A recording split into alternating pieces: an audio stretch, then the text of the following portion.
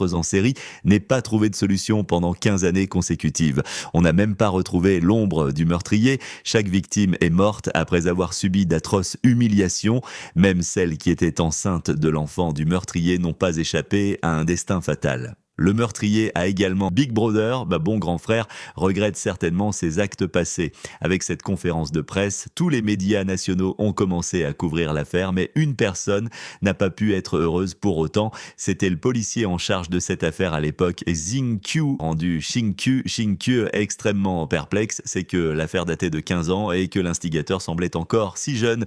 Les journalistes présents n'étaient pas tous stupides. L'un d'eux, à curieux, je suis un tueur, Wo Shisharen Fan, était aussi en vente en ligne. On pouvait dire que presque tout le monde en avait un exemplaire. Instantanément, le groupe de sociétés auquel Ya appartenait, Li Dushi, a connu une prospérité sans précédent.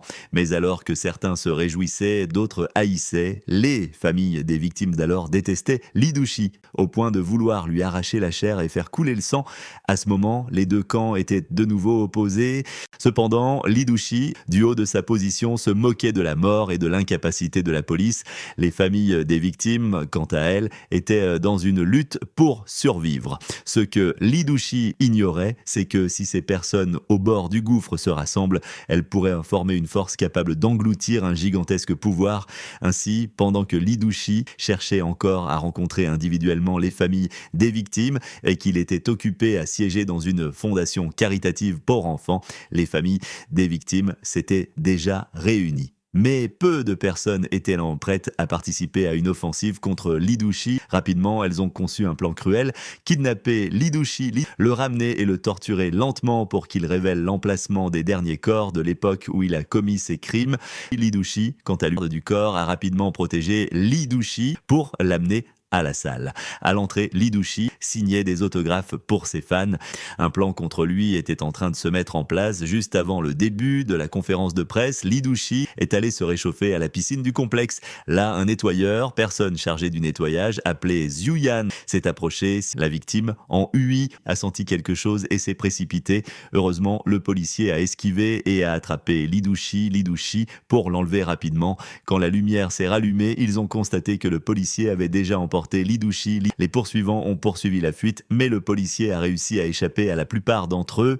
Avant de partir, le policier a laissé un mot sur place disant « Si tu ne veux pas mourir, arrête de causer des ennuis ». Le lendemain, Li Dushi a accordé une interview aux journalistes et a déclaré qu'il pensait que ses ravisseurs étaient des fans qu'il aimait tellement qu'ils avaient agi de façon extrême.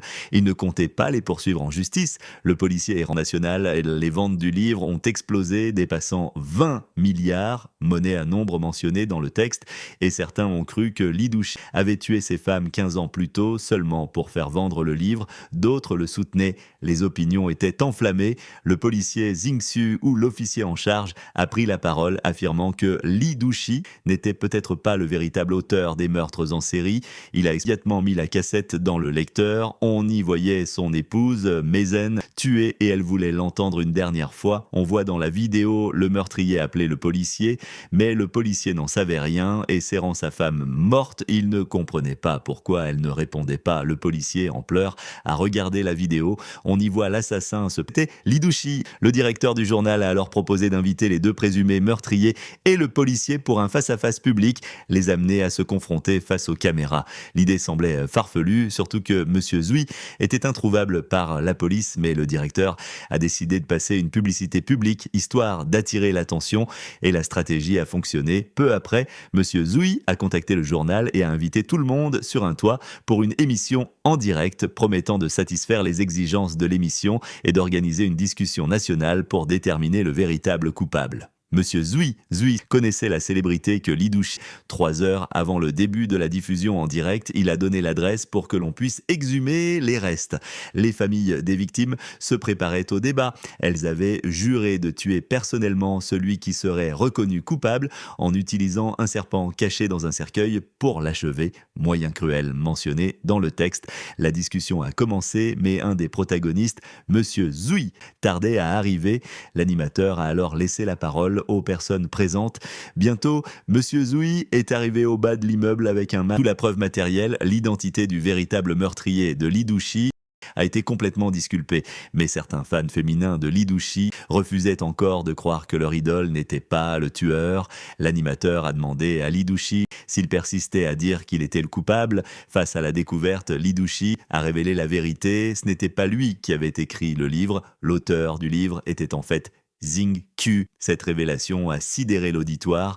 On a alors compris que les mémoires mêlées de Lee Douchy et Xing Qiu avaient été utilisées pour attirer Monsieur Zui dans un piège minutieusement préparé. Xing Qiu a alors exposé l'identité réelle de Lee Douchy. Il était le fils de la première victime, Monsieur Zui. Zui s'est senti manipulé car Xing avait parfaitement compris. Un texte évoquant la loi coréenne a été modifié. La période de prescription pour ce type d'affaires a été portée de 15 à 25 ans, corrigeant ainsi une faille du code pénal coréen. N'oubliez pas de vous abonner, merci, laisse un j'aime et votre commentaire pour aider la chaîne.